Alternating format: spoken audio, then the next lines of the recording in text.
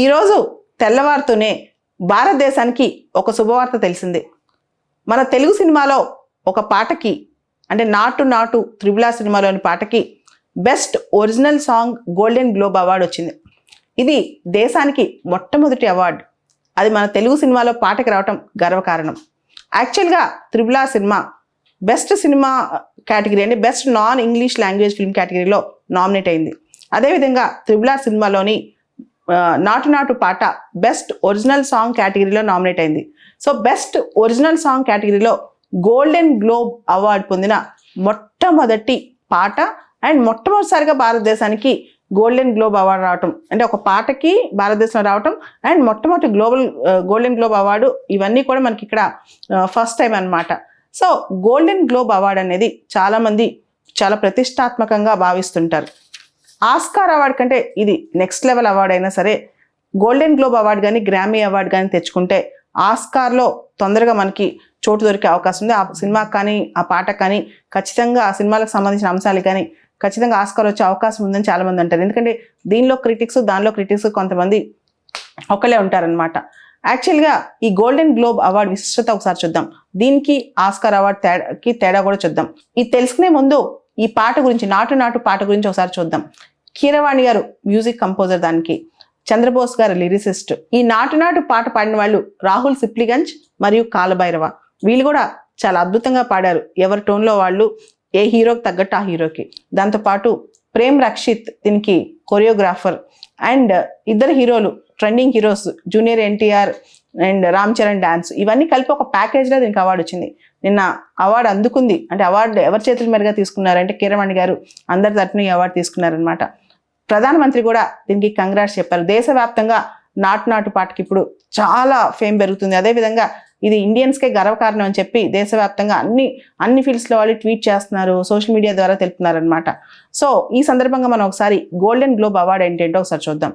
ఈ golden globe award అనేది Hollywood foreign press association వాళ్ళు ఇస్తారనమాట. జనరల్గా ఈ అవార్డ్స్ వచ్చిన తర్వాత జనవరిలో అవార్డ్స్ ప్రకటిస్తారు. ఇది వచ్చిన తర్వాత ఆస్కార్స్ వస్తాయన్నమాట. సో మొట్టమొదటిసారిగా గోల్డెన్ గ్లోబ్ అవార్డు అనేది 1944లో ఇచ్చారనమాట. సో గోల్డెన్ గ్లోబ్ అవార్డు అనేది ఎంటైర్ మీడియా, అంటే టీవీ ఉంటుంది, దానిలో మూవీస్ ఉంటాయి. ఆస్కార్ అవార్డ్స్ మూవీస్కే ఇస్తారనమాట. సో ఆస్కార్ అవార్డు అసలు పేరు అకాడమీ అవార్డ్స్ అంటాం. సో గోల్డెన్ గ్లోబ్ అవార్డు అనేది జనరల్గా మనం మీడియా, టెలివిజన్కి ఇస్తారు, నెక్స్ట్ ఫిక్షన్ మన మూవీస్ కూడా ఇస్తారనమాట. ఆస్కార్ అవార్డ్స్ లేదా అకాడమీ అవార్డ్స్ మాత్రం మూవీస్కే ఇస్తారు, మోషన్ పిక్చర్స్కి ఇస్తారనమాట. సో ఆస్కార్ అవార్డ్స్ డాక్యుమెంటరీస్కి, యానిమేటెడ్ ఫీచర్ ఫిల్మ్స్కి ఇస్తారు. కానీ గోల్డెన్ గ్లోబ్ అవార్డ్స్ సినిమాలకే కాదు టెలివిజన్ కూడా ఇస్తారనమాట.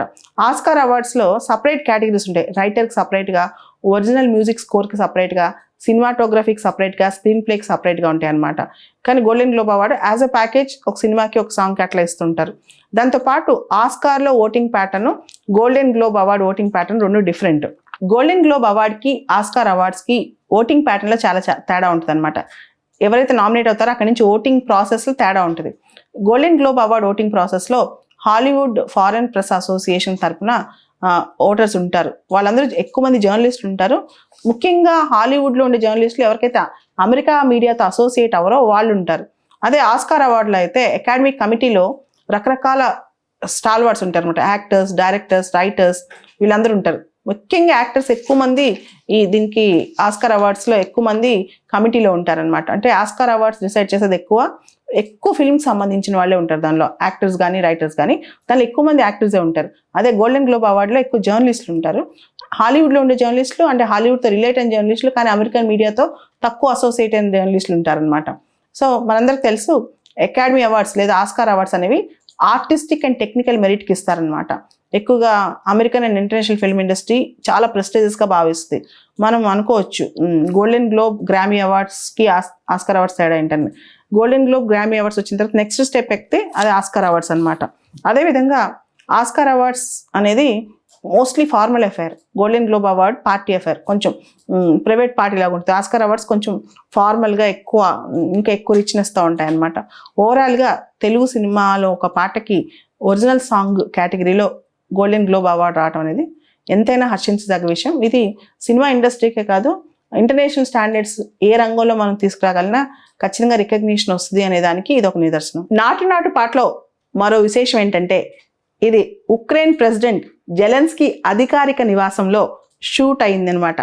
జనరల్గా అధికారిక నివాసంలో షూటింగ్ పర్మిషన్ ఇవ్వరు, కానీ ఈ పాటకి పర్మిషన్ రావడం కూడా ఒక విశేషం. ఆ నివాసం పేరు మెరెన్స్కీ ప్యాలెస్. సో మీ అందరికీ తెలుసు ఉక్రెయిన్ యుద్ధం అవుతుంది, జెలెన్స్కీ ఎంత పాపులర్ అయ్యారో ఆయన అఫీషియల్ రెసిడెన్స్లో ఈ పాట షూట్ అవడం అనేది గొప్ప విషయం.